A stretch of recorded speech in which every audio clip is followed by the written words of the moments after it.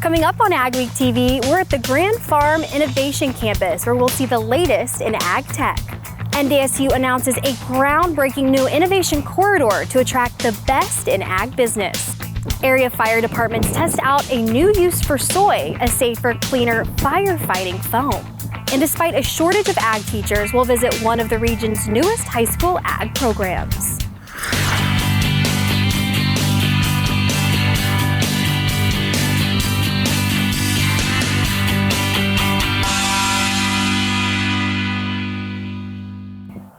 Welcome to AgweekTV. I'm Emily Beal.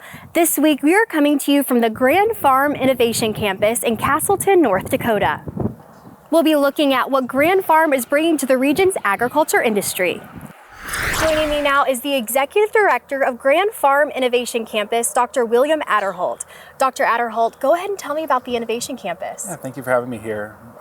Grand Farm facilitates a global ecosystem of startups, corporations, growers, researchers, educators, and government to solve challenges around the world in agriculture by facilitating capabilities like this campus, 590 acres, to solve challenges through innovations like robotics, drones, autonomous tractors, and other really cool technology that's coming out in agriculture today. Speaking of technology, what is the emerging tech you expect to come out of the Innovation Campus? So we facilitate projects with our partners. So right now we've got 18 test plots, or 18 partners working on 31 test plots across this campus right now, across things like biologics, biostimulants, robotics, drones, new tractor technologies. What was the vision for the Innovation Campus, and why were you guys so passionate about bringing it to life? The way I think about this campus is it's experimental and experiential. We're looking at how we can bring experiments to move forward and bring the time to solution faster across all these different innovations that groups like RDO are working on. At the same time, we want the public to be able to come here and experience all of these, to experience the future of agriculture and see what's going to be available in the next 5 to 10 years. What does the Innovation Campus mean for the region's ag industry? The Innovation Campus is a representation of the amazing accomplishments our community has had in agriculture and technology. The history and traditions of our farmers and ranchers, powerhouses in research like North Dakota State University, and the technology and agriculture industry partners that are throughout the entire community. This is a place that will provide physical and digital capabilities to allow them to do their work faster. It will also attract companies to the region. We've had over a dozen companies already relocate their businesses or start operations in the community since we started. We have planting going on behind us today, and some people are working on a building over there. What do you think the Grand Farm Innovation Campus is going to look like 5 to 10 years from now? As we look to solve challenges in agriculture, we're always looking at what we need to bring in next to make sure that the industry has what it needs to move faster. And so we're currently working with industry partners to better understand that. Whether it's physical infrastructure like additional buildings or just a way that we can implement plots better, those are things that we're constantly evaluating and talking to our ecosystem about. Well, I know I'm excited to see what emerging technology comes out of the Grand Farm Innovation Campus. Thank you so much for having us today. And we're really happy you're on our campus today as well. Dr. William Adderholt. From the days at the Bonanza Farms in the 1800s to the Grand Farm Innovation Campus of today, the region has always spearheaded the ag industry. Now, over 100 companies are coming together to promote the region's ag industry and make it a global epicenter for ag technology and innovation, with the birth of the Ag Innovation Corridor. The Ag Innovation Corridor will look at bringing attention to the region and all it has to offer in the industry of agriculture by attracting new ag businesses, existing companies, expanding to the area, relocating ag businesses, or startups. So naturally we had 3 goals in there. One, we need to look at those companies, try to get them to locate here, startup companies here, try to get some investment, whether it be partnerships or people investing in companies. And the last is to attract a workforce, to let them know that all these companies are here and we have jobs and we have an education for you if you want to relocate. The announcement of the Ag Innovation Center is a big win for North Dakota State University, as it is the only land-grant university in the state. There's an innovative new use for soybeans. A partnership between the United Soybean Board and a Georgia-based company is offering firefighters a safer alternative for firefighting foam. Kennedy Tesh has more in this week's AgWeek cover story. Traditional firefighting foams contain harmful chemicals known as PFAS. They stay in the soil and water forever, causing a number of health risks, especially to firefighters who are exposed regularly. But now, there's a new firefighting product that is safer for people and the environment, while finding a new use for soybean meal. The oil market is driving crush right now, and so we need to find as many uses as we can for soybean meal, and we're doing that, constantly coming up with new products. Crossplane Solutions CEO Alan Snipes says they're proud to be making a safe and effective firefighting product from soy. The residual after the biodegrading factor is basically a slow-release nitrogen, so it's in essence a fertilizer that goes back into the ground. Toxicity, we have absolutely no toxic chemicals in there. So John Hale grows soybeans, but he's also the fire chief in Castleton, North Dakota, so he's happy to support a non-toxic foam. We've been looking for a long time for something to replace that that would be healthier for us and for the environment, and so that's what piqued my interest in this product. Watertown Fire and Rescue Lieutenant Chris Nelner says so far, it looks like it's as effective as the other products they're testing for their department.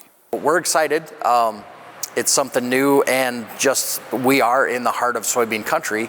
So if we could use a product made right here, it's safe for the environment, it's safe for us firefighters. We're excited about that product.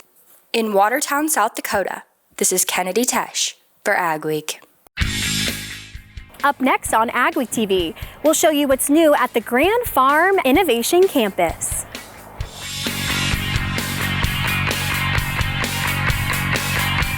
Do you have salty fields? Try calcine. We've been putting it on some of our worst spots, and every year you see more bushels, greener crop, healthier crop. Some land down by the river, they almost had to take out of production. We've been able to use calcine and bring it back to equal to the rest of the fields. Calcine mixes with basically anything. We put it down with our starter fertilizer. We've mixed it with herbicides. We've applied it broadcast. We've applied it banded. So it's worked in pretty much any capacity, and there's no volatility issues, so it's a very easy to use product. Let's talk. Visit us at EricksonCustomOperations.com. AgWeek Summer Cereal Grains Crop Tour is coming back July and August 2024. Follow along as we bring you an inside look at the crop conditions across the region with AgweekTV, AgWeek Magazine, online at agweek.com, and on social media.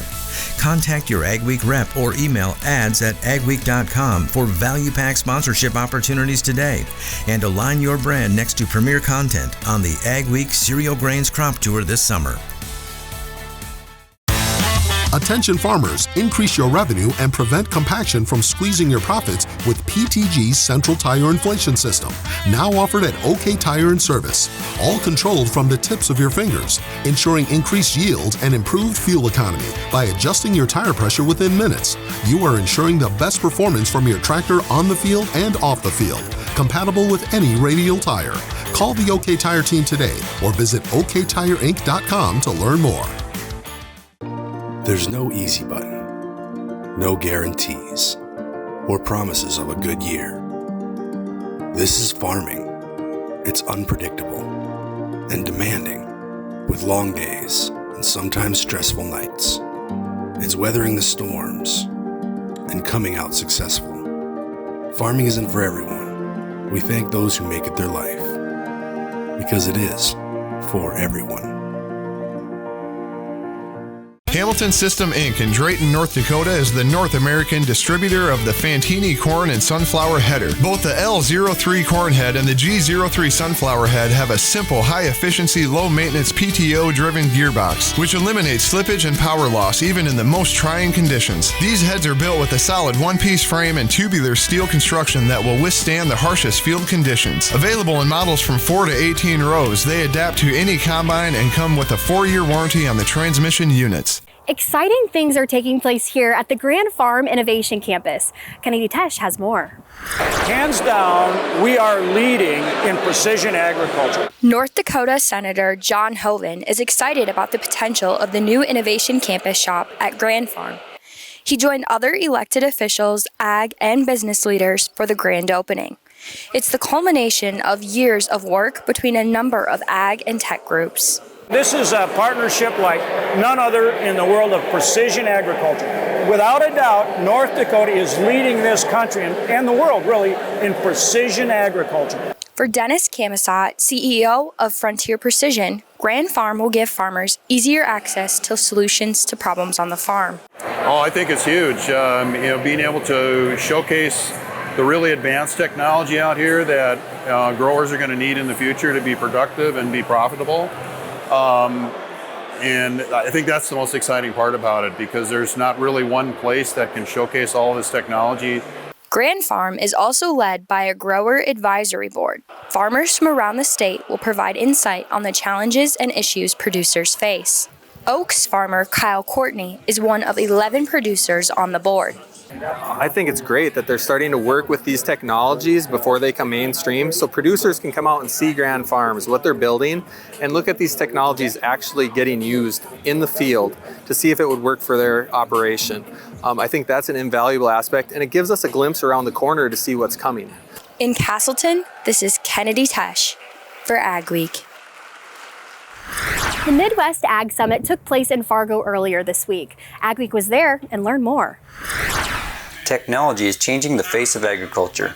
That was a common theme among speakers at the Midwest Ag Summit. For the U.S. agriculture industry to continue to be a leader, technology is key. Farm Service Agency Administrator Zach Ducheneau says AI has the potential to vastly improve efficiencies in his department and make things easier on producers. The opportunity to have AI develop our forms or be interactive with our producers to help them bring information into the office more ready to go, leverage the technology that producers may already have. I think there's a tremendous opportunity there to streamline what we're doing. Attendees heard from a number of experts, including NDSU professor William Wilson. He says ag technology is vital in a very competitive market. Studies show that the return on investment is healthy for ag technology because it involves lower costs, fewer errors, and more precision.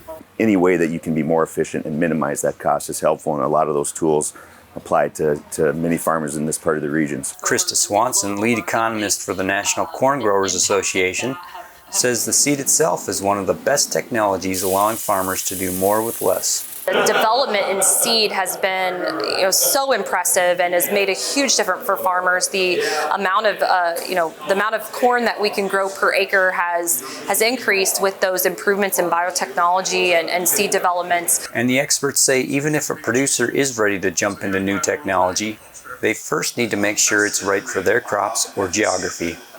In West Fargo, this is Michael Johnson for AgWeek. The Midwest Ag Summit is part of a series of summits on topics important to the region. Ahead on AgweekTV, livestock and soybean growers will soon benefit from a byproduct of North Dakota's new soybean crush plants.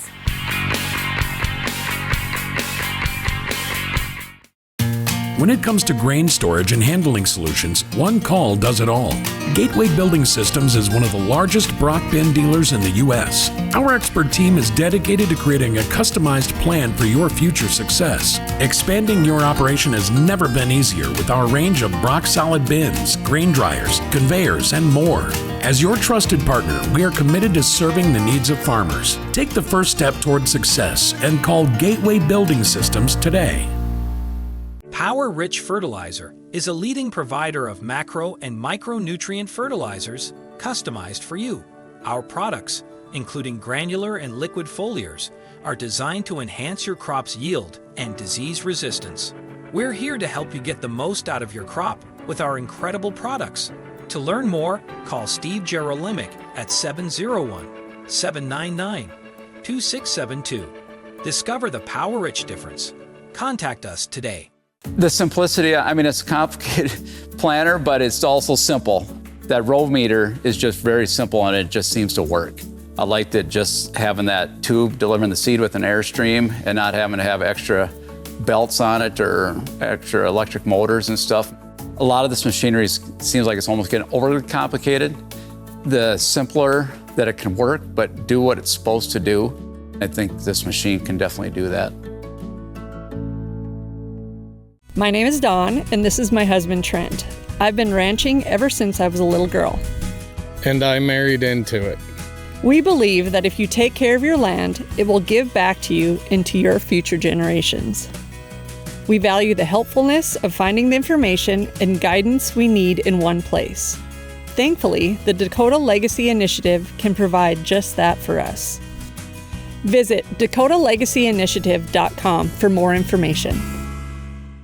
It was October 1st, 2009. We needed some machinery for the farm. We decided to see if we could become a dealer, and that's kind of grown into what it's been today. We offer basically anything short line. Seed tenders, fertilizer spreaders, sprayers. We can really set ourselves apart by the knowledge we have in those things, by the amount of units we have on hand at all times. I just have a passion for helping people, getting to know people. It just becomes a lot of fun. AgWeek Weather is sponsored by Bremer Bank.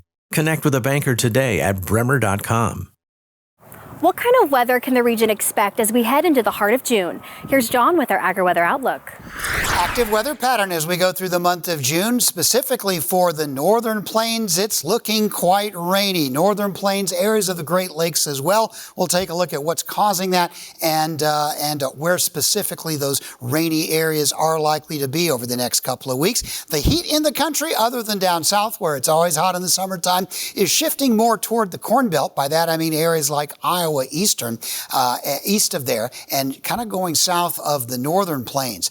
The Gulf of Mexico remains active. What we've been seeing so far this summer season is not a lot of tropical storms, hurricane development, but we've seen broad tropical lows, which have produced some excessive rainfall in Florida, and we may see more of that building into parts of Mexico and parts of the Gulf Coast states over the next couple of weeks. Jet stream pattern right now, big trough of subtle low pressure in the northern Rockies, southwest flow this weekend moving through the northern plains, bit of ridging now over the Great Lakes, and another trough in the North Atlantic. So what does this mean?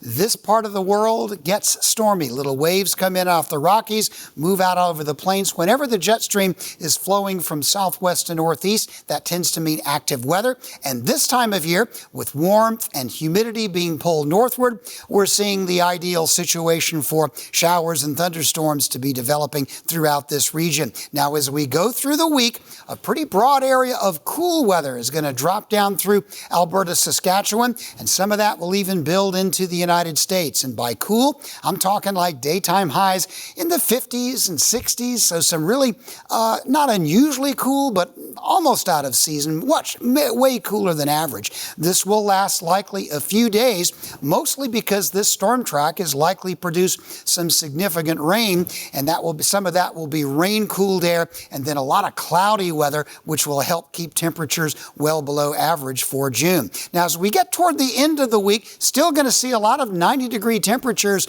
over the central part of the country and much of the corn bean belt and down south where that's typical. I don't think we'll see a lot of hot weather in the north, maybe a day or two here and there where the warm air comes northward. Slipping on into the second week of the forecast, I think we'll see that cool air retreating. A brief ridge might bring a hot day or two to the northern plains, but it likely won't be sustained. Now, as far as where the precipitation is going to be, this first week, showers, thunder showers, some thunderstorms will cause probably areas of moderate to heavy precipitation from Montana, North Dakota into the Great Lakes and down into Iowa, and then the Gulf Coast area also looks fairly wet. The second week of the forecast, I still think much these same areas will have wetter than average conditions, which will eventually lead to probably too much rain in some spots. Add more bushels to your hopper and money to your pocket by harnessing the power of air with Crary Wind Systems. Whether your beans are chest high or barely off the ground, Crary offers two solutions that add a constant stream of high-velocity air to quickly feed crop back to the auger, eliminating bunching, reducing shatter loss, and increasing your ground speed. Don't let crop conditions dictate your yield. Check out the Crary Air Reel or Crary Wind System today. Power Rich Fertilizer is a leading provider of macro and micronutrient fertilizers customized for you. Our products, including granular and liquid foliars, are designed to enhance your crop's yield and disease resistance. We're here to help you get the most out of your crop with our incredible products. To learn more, call Steve Jerolimic at 701-799-2672. Discover the power-rich difference. Contact us today. AgWeek's Summer Corn and Soybean Crop Tour kicks off in July 2024 and runs through September. Join us as we bring you an inside look at the crop conditions across the region with AgweekTV, AgWEEK Magazine, online at agweek.com, and on social media. Contact your AgWeek rep or email ads@agweek.com for value-packed sponsorship opportunities today. And align your brand next to premier content on the AgWeek Corn and Soybean Crop Tour this summer. When it comes to grain storage and handling solutions, one call does it all. Gateway Building Systems is one of the largest Brock bin dealers in the U.S. Our expert team is dedicated to creating a customized plan for your future success. Expanding your operation has never been easier with our range of Brock solid bins, grain dryers, conveyors, and more. As your trusted partner, we are committed to serving the needs of farmers. Take the first step toward success and call Gateway Building Systems today. The simplicity, it's a complicated planter, but it's also simple. That row meter is just very simple and it just seems to work. I like that just having that tube delivering the seed with an airstream and not having to have extra belts on it or extra electric motors and stuff. A lot of this machinery seems like it's almost getting overly complicated. The simpler that it can work, but do what it's supposed to do, I think this machine can definitely do that. AgweekTV Soy Insight, brought to you by the North Dakota Soybean Council. Animal agriculture is the largest customer for soybean producers across the U.S. With 2 large soy crush plants in North Dakota, the state is poised to feed more animals while generating more income for soybean growers. Rose Dunn explains in this month's Soy Insight. North Dakota is late to the party, but they're big players because we're coming on with 2 very large crush plants. Until recently, most of the soybeans grown in North Dakota were loaded onto trains and sent to ports in the Pacific Northwest, headed overseas. But now, most are being sent to plants in Spiritwood and Castleton, North Dakota, where they're crushed into oil for renewable diesel and other low-carbon fuels. The byproduct, soybean meal, will be available for animal feed locally. There may only be 2 of them, but these are 2 very sizable crush plants in North Dakota. And so even with 2 crush plants, we are about to become a major meal producer in North Dakota. Soybean meal is a high-protein feed for livestock, including cattle, hogs, and especially poultry. The North Dakota Soybean Council's Director of Market Development, Jenna Biertness, says adding value to soybeans by marketing the meal is one way the North Dakota Soybean Council is investing checkoff dollars to benefit growers. We want to move that meal in a way that it retains value, and livestock has proven to do that. And the closer to home it can be sold, the more profitable it is. So the more livestock being raised in North Dakota, the more soy meal will be consumed. So the North Dakota Soybean Council supports increasing livestock production in the state, as well as nutrition management programs.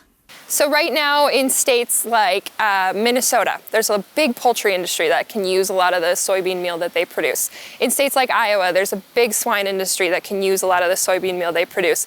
In North Dakota, we're missing that. And so we're figuring out exactly where that's going to go. We definitely support livestock production in the state of North Dakota.